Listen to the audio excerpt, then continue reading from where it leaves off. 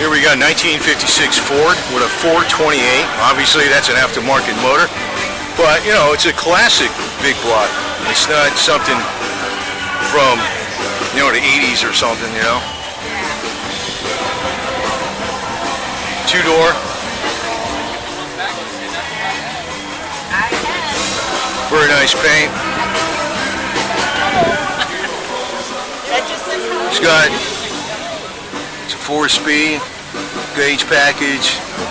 It's sort of like, it's got some add-ons like you would put on back in the day, like that particular type of foam steering wheel, those type of gauges and the gauges underneath the dash. That's how it would be done. Now, what's a little more updated is the seats themselves, but they go very nice in this car. Big old console.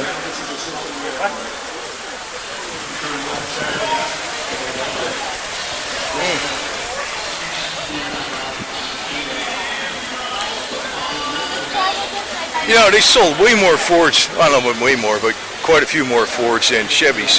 And it's amazing, you don't see as many Fords around today as you do Chevys. You always hear 55, 56, 57 Chevy. And you don't see as many Fords around.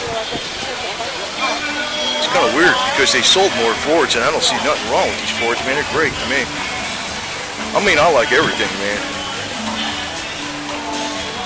I'm more familiar with Mopar and Chevy, but mainly Mopar, but I like Fords too. I like all of them, man.